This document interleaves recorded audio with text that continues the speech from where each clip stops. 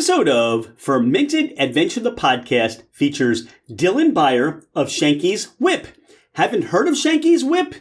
Listen to the podcast, get all the details, and go out and buy your own bottle. This has become one of our favorites. Be sure to reach out to Dylan and Shanky's Whip and let them know what you thought about the podcast. Cheers!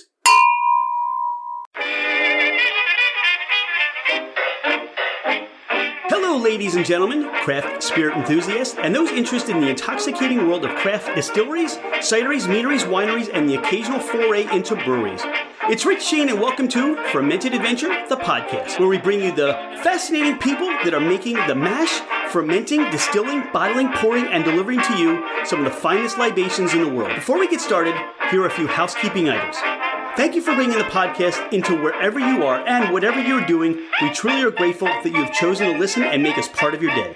It would mean the world to us if you left a 5-star review. This helps us climb in the rankings, and it makes it easier for others to find us.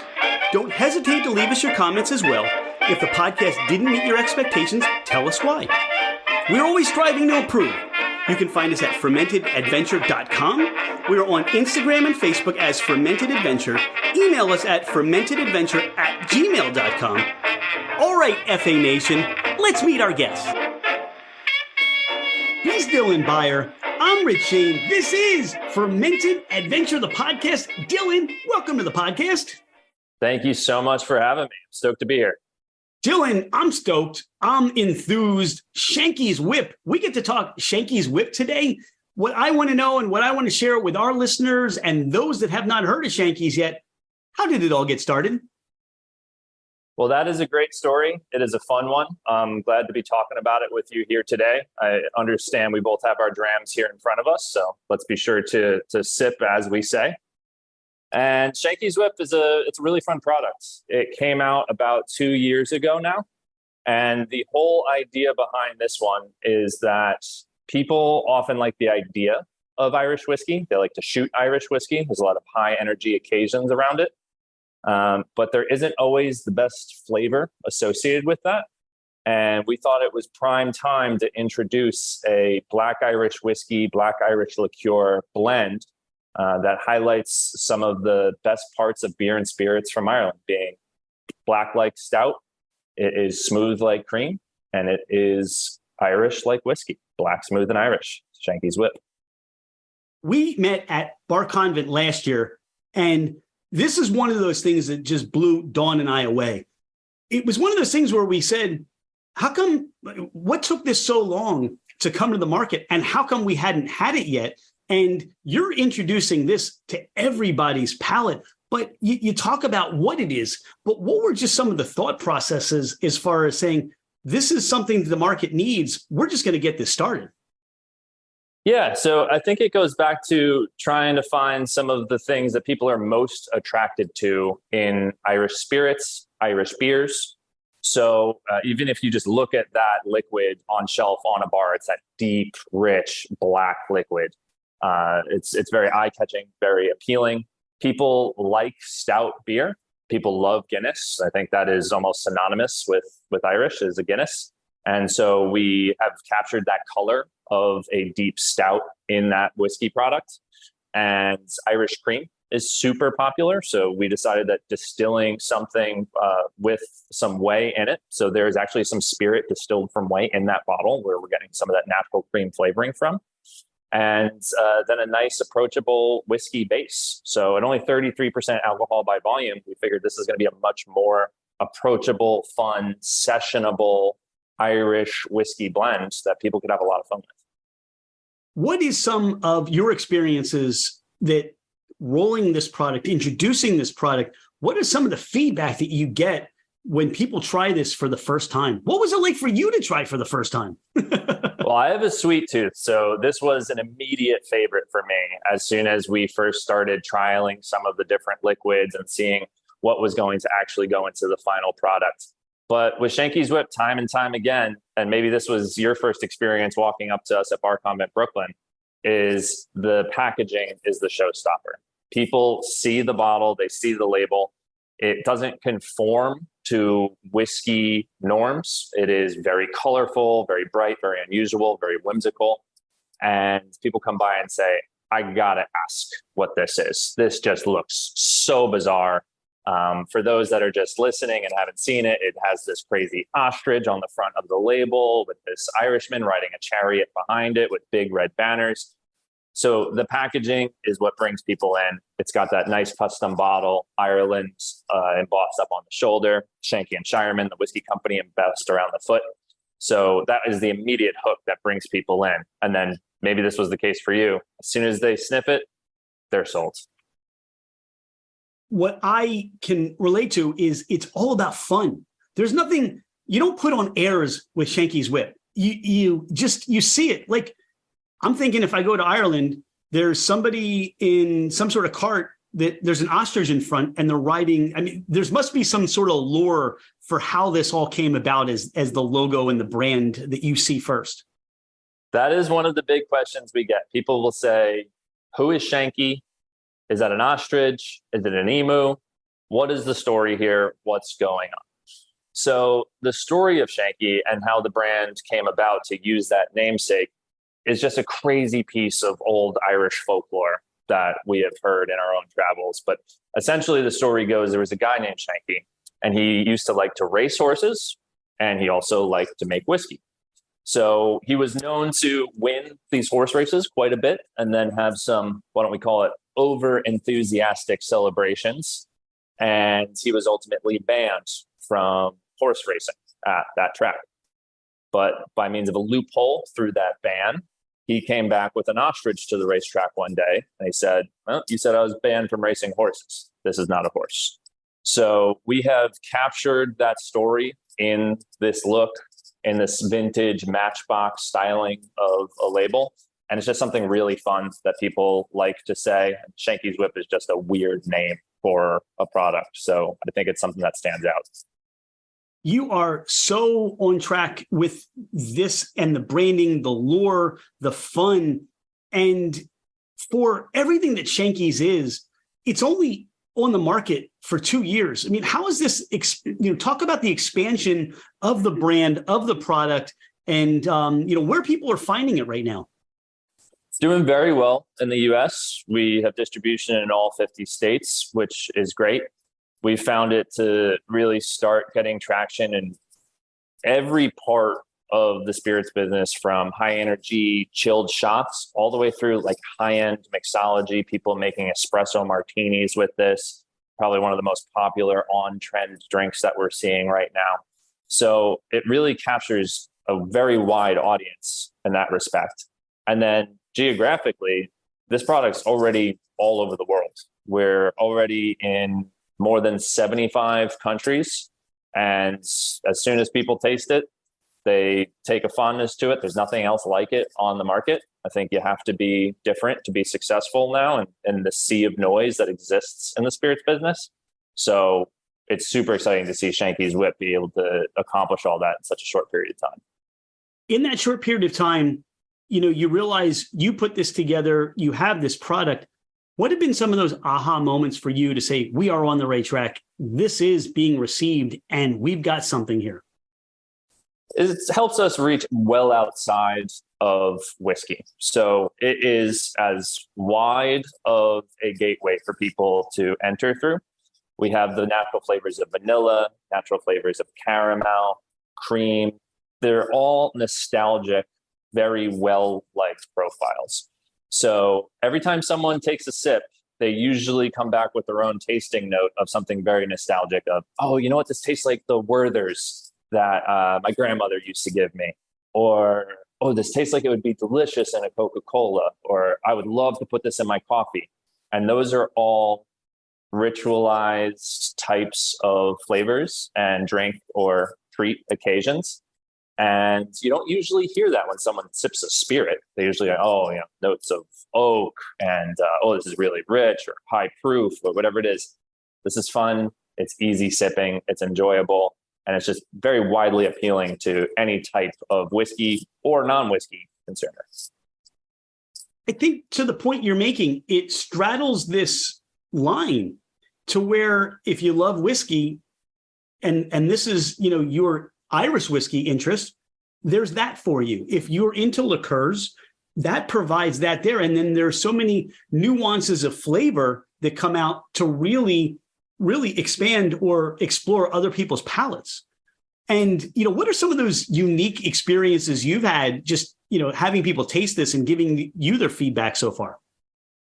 Most unique experiences always come by doing these shows where we're sampling it out with folks, either in the trade or consumers, or I walk into a bar and I see it and I'm not wearing my Shanky's whip or my marketing hat. I'm wearing my Dylan is going to go have a drink at a bar with his friend's hat, and seeing what genuine opinions are.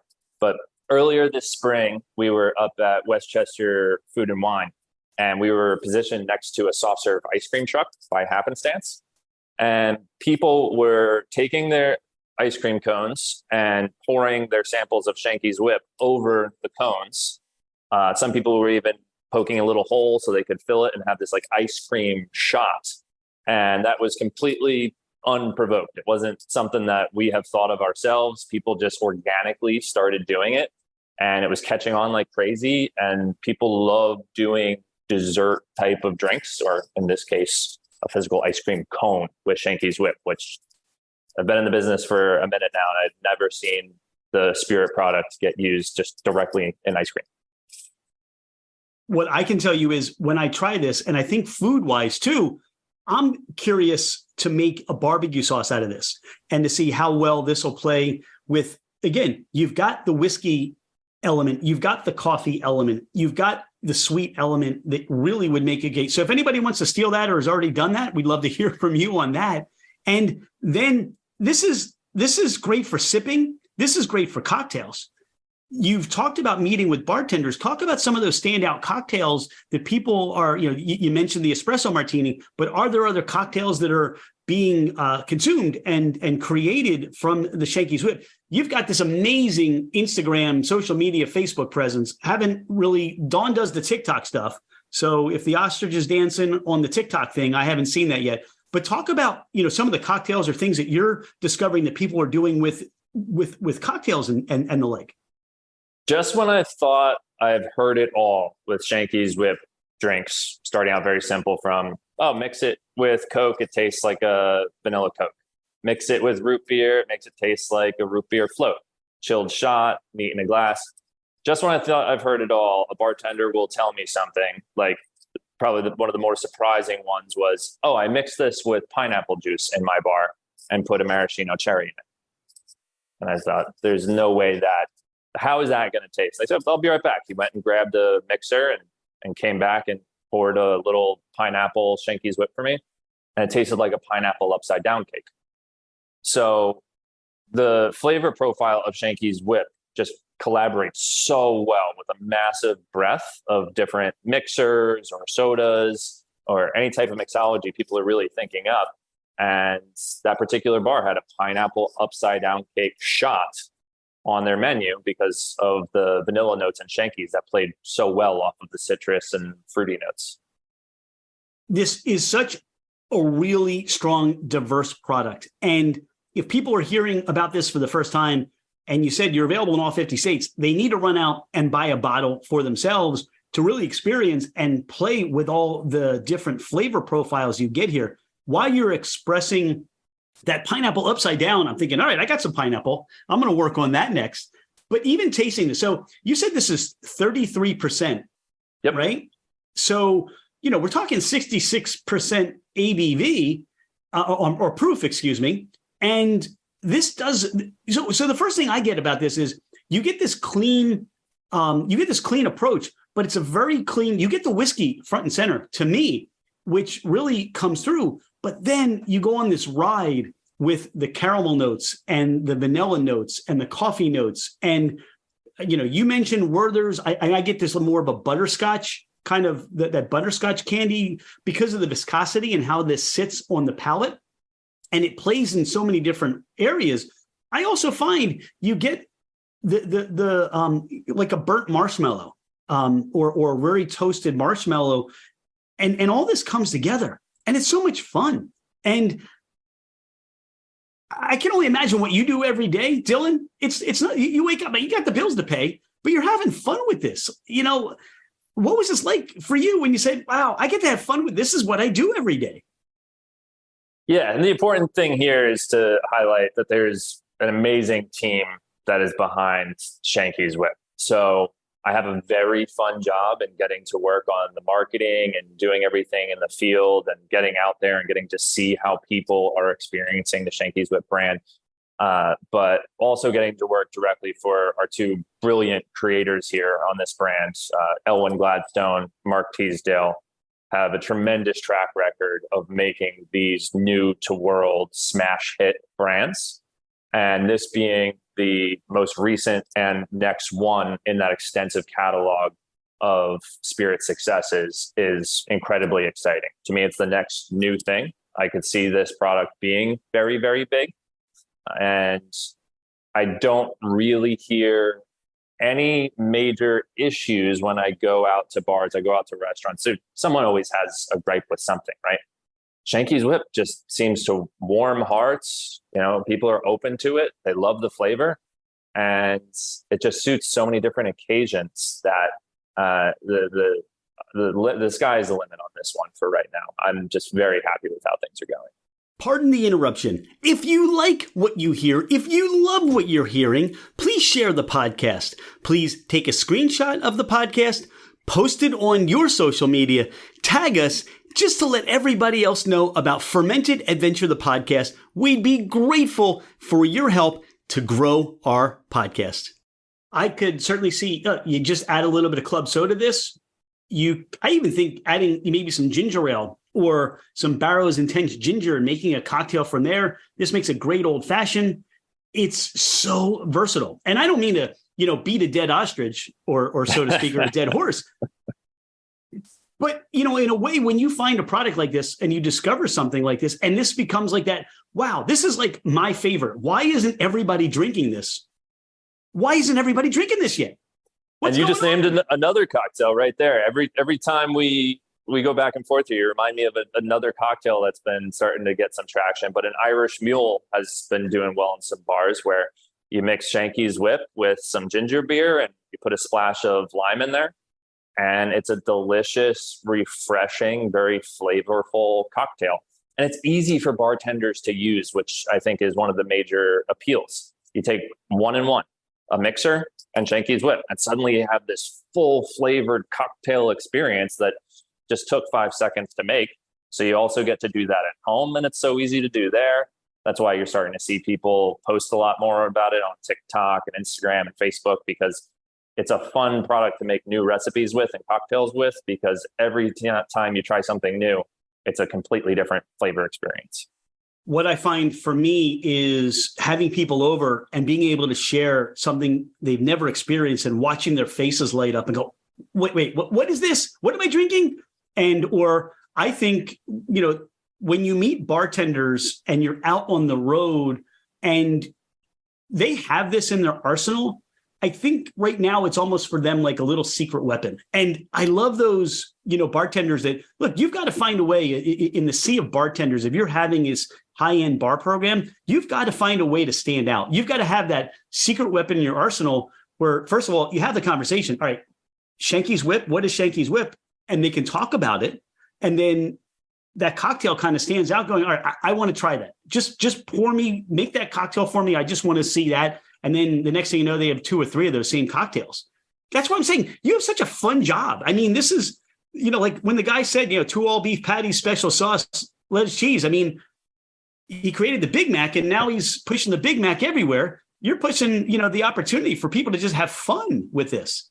That's what we do here. That's what we package up. We package up fun. That's the main goal. And when it comes to those bartenders and being out on the road and just looking at a brand as a whole, for me, there is one marketing metric, one marketing indicator that tells you whether or not a brand is going to do well and be a success. It's not points of distribution. It is not any type of pricing analysis, velocity, you name it. When it comes to the super academic stuff, for me, it's when a bartender gets a tattoo of your brand logo. That is a massive marketing indicator. And very early on, we saw a bartender with the Shanky's chariot and ostrich tattooed to his forearm. I said, here we go. We got one. Okay. I'm tattoo free right now, but you're giving me ideas. We got to change that. Yeah. Or are there at least temporary ones that I can put on and wash off? Yeah, we're actually working on a batch of temporary ones right now. So you'll get some of the first ones when those are finished up. Jill and I promise. You make the temporary ones, my mom will be okay with that. Knowing her son didn't run around with a tattoo somewhere. That's like, oh my God, he's got a tattoo. Well, yeah, we'll start with the temporary. We can work our way up to the real one. That'll work. I am curious. I mean, this is made in Ireland. What was the reception in Ireland for those, that knew Irish whiskey, and this was something maybe new to them? What was it like for that to be rolled out in Ireland? Rolling out in Ireland, I think, was not always the first step for Shanky's Whip. I think it was something that wound up coming later on, and we were very impressed and surprised with how it took. It took off in Tesco's. People are excited about the flavor profile. I think anywhere you go, it's going to trigger different nostalgic feelings, thoughts about where the product tastes like and what they remember it as. But it's doing pretty well so far, especially as a chilled shot. I think that's really how people are having it over there. I think it's interesting because it sounds to me like you rolled it out outside of Ireland, and then they said, wait, we should be drinking this, right? It says made in Ireland. Yeah, the made in Ireland piece is really what brings people, and people like Irish products. They like Irish beers, Irish whiskeys. So like I said before, just combining some of the best parts of all those different elements into one bottle really provided a nice offering. I'm sipping this now and we're talking, and this is just like an inventor's dream to me, because as I put more on my palate, I'm thinking, all right, how would this work with, let's say, a beer cocktail, which you don't see a lot of? And let's say you take that stout and you add a little bit to, maybe you do a float or something, and you create some of a cocktail like that. Have you seen anybody use this in conjunction with beer yet? Yeah. So a classic order, if you go into a pub, would be a pint of stout and then a glass of whiskey. So you can nurse both back and forth. When it comes to Shanky's Whip, if you order yourself a stout and then a shot of Shanky's Whip with that, it is just a pairing made in heaven. You could do a bomb type of drink where you're physically dropping that Shanky's Whip shot into the pint of stout. I would still enjoy sipping that slowly and enjoying it, not necessarily pounding the whole thing to the face. But with a stout, with other milkier, creamy types of beers, it's absolutely delicious. I'm coining the phrase like a whip stout. And now I'm going to get that. Great. I'm going to get that trademarked if that's not done yet. Get that tattooed. Are you whip surprised? Stout. Are you surprised, or are there areas in the world that are consuming Shankies that you look at and go, wow, we're big there, and that just seems a little surprising? You can never hedge all your bets on just one market. So if something doesn't do well in one place, it doesn't mean that it isn't going to do incredibly well in another. So for us, it was always important to try many different places, try many different marketing tactics, but always with that same core singular flavor with Shanky's Whip Original. So in the US, it does very well in the Great Lake territory. Michigan, Wisconsin, sweet flavor profiles up there. People really like those sweeter products, and it is killing it. So we go and we visit there several times a year, and it's just awesome to see how much it is taking off up there. In terms of other countries, it's taken very well in South Africa. They're doing a ton with it. Really, you name it. Like I said, it's a list of almost 80 countries now. I can't even think of all of them off the top of my head, but it's been going well anywhere that we tend to launch it. You share something that you just said, original. Is there another expression that we can expect down the road? So while you can expect some surprises coming down the line out of Shanky's Whip, I don't think you'll see a new flavor anytime soon. Of course, there's always opportunities for different things down the line, but things are going so well with Shanky's Whip right now. And the flavor is just so well dialed into what it is. We want to keep going with what's been tried and true. All right. I'm putting this out there to any distilleries that might be listening right now to the podcast.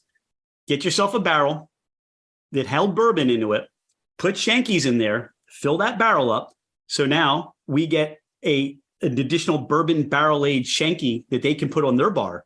But then let's throw some bourbon back in there or some rye whiskey and play with that. And I don't know if that's been anything that you've experienced with Shanky's yet, but I think, again, how fun this is to play with. You have a lot of options to do. It's interesting that you say that, because where we started noticing it taking on some cocktail menus wasn't replacing other whiskeys at the bar. So if there was a bar that had an Irish coffee, say with Powers Irish whiskey as the core whiskey in that cocktail, they weren't then replacing the Powers with Shanky's Whip. They were adding Shanky's Whip on top of it as a modifier.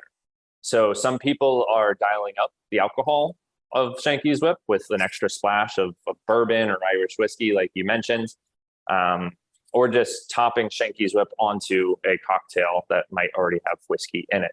So it can be standalone, it can be with mixers, or it can be with other spirits.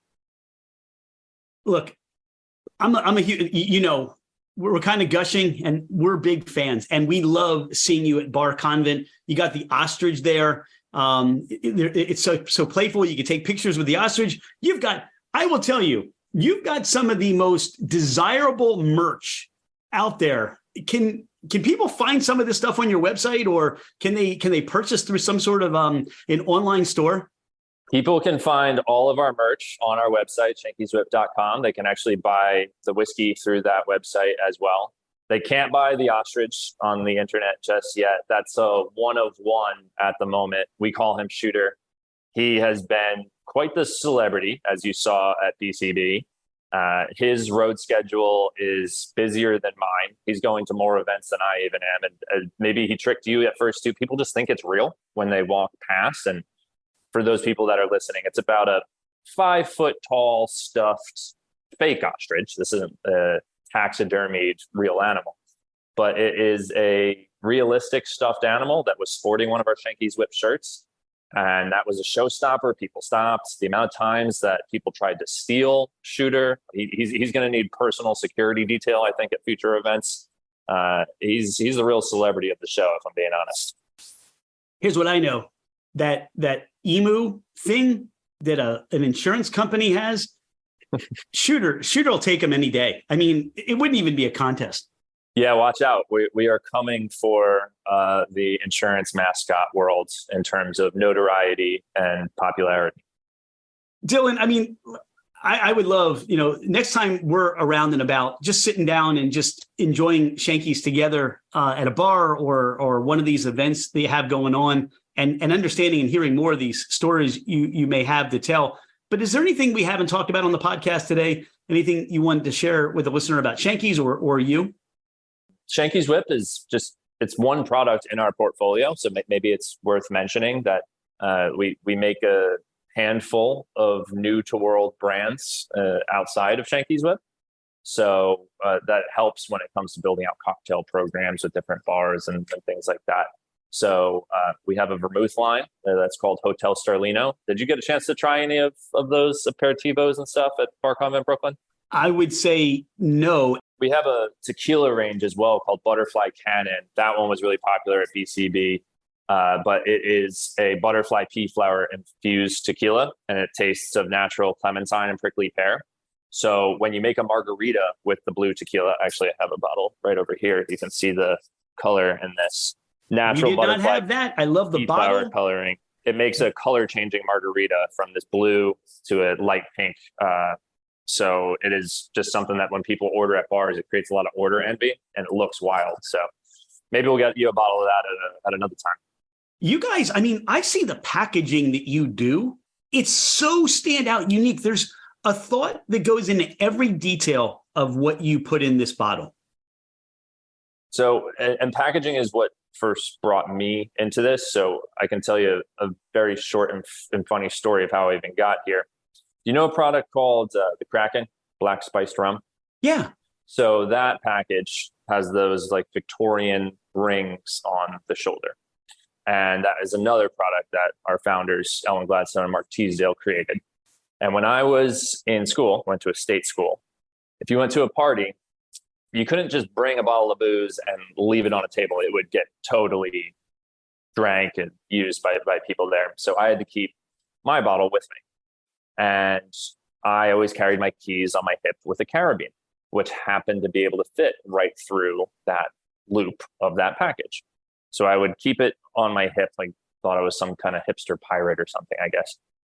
And once it came time to graduate and I moved on and I went to grad school, but I maintained that tradition with Kraken and that clip.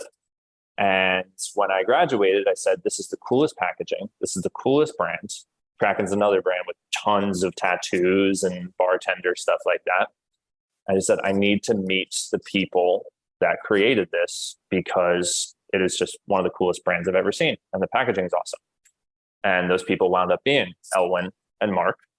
And now so many years later and so many brand hits later, still working with them. And Shanky's Whip being the latest launch and iteration of those new to world products. This is such a creative brain trust of really exceptional thinking people.